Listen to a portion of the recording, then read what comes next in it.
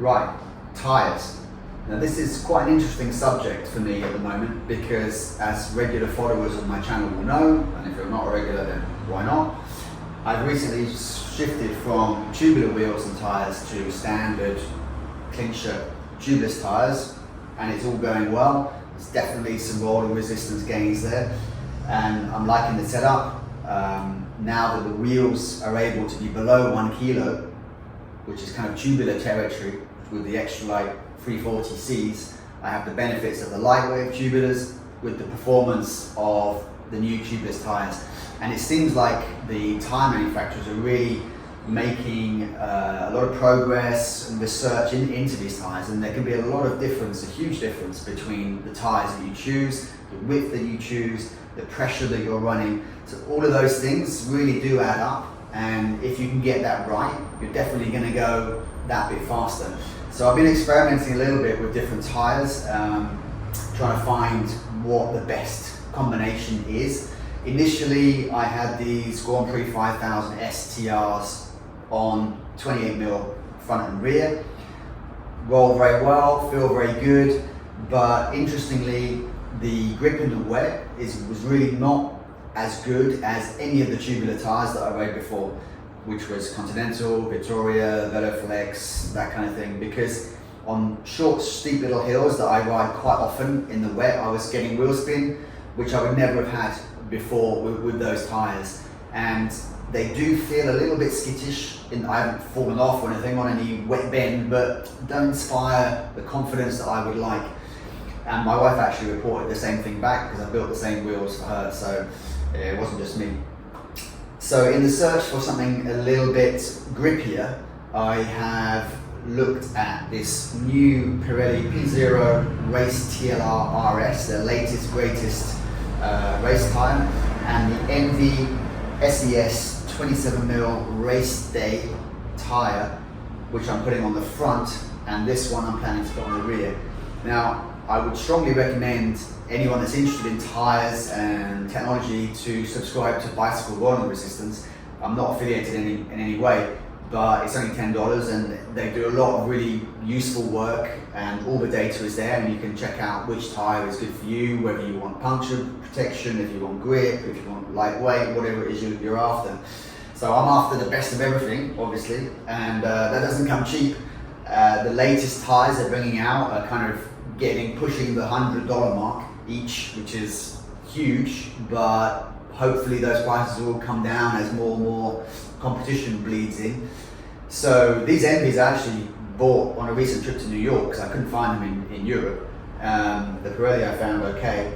So the ENVE promises kind of everything in terms of grip, lightweight, rolling resistance. The only thing it may fall down on is potentially puncture resistance, although it does score fairly well, and wear, which is why I put it on the front, because it will wear less, and I find the front tends to puncture less. So that's what I'm trying on the front. And on the rear, I'm going to put this 28mm Pirelli P0. It is the heaviest of all these. This is just nudging over 300 grams, so I'm not super happy about that. But it probably is going to be the longest lasting, best puncture resistance of all of them. So and grip, they all score highly. The reason I've chosen these is because they all score well on wet grip.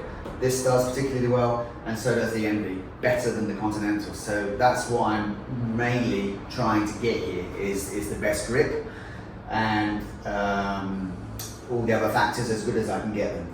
So I will be riding all of these now and reporting back and trying to compare them and seeing which one punctures. It's going to be a 2 or 3 month thing, I think, because it takes a while to try the different tyres, see if did I get any punctures, have they worn out, that kind of thing. But I think it's interesting to get first-hand real rider experience of what these tyres are like, and go from there. So that's the plan. There is another new tyre that's come out, which I'm interested in, which is the Continental 111 Aero, which also seems to have excellent results.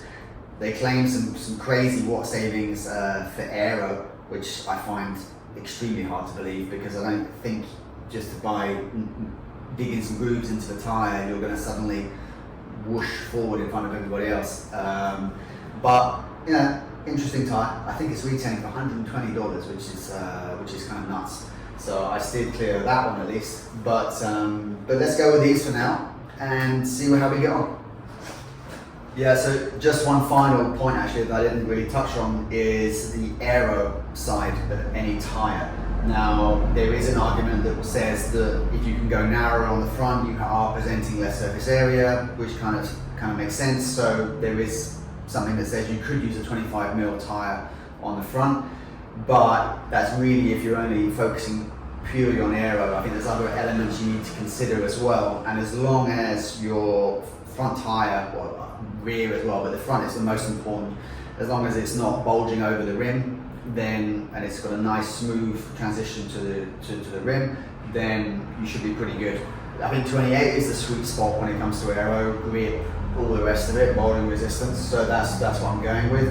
And as I say, I think really the front is the crucial one. The rear is protected quite a bit by the C-tube, and the air is quite turbulent by the time it gets back here anyway, so it's really the front you want to be focusing on. I'm very happy with the way this ENVE is very flush with the rim. The 28mm Contis do bulge slightly more by about a mil, but it's not too bad. So that's why I think the ENVE on the front, 27, is great. 28mm on the back, whether it's Conti or Pirelli, and that should be the best of both worlds.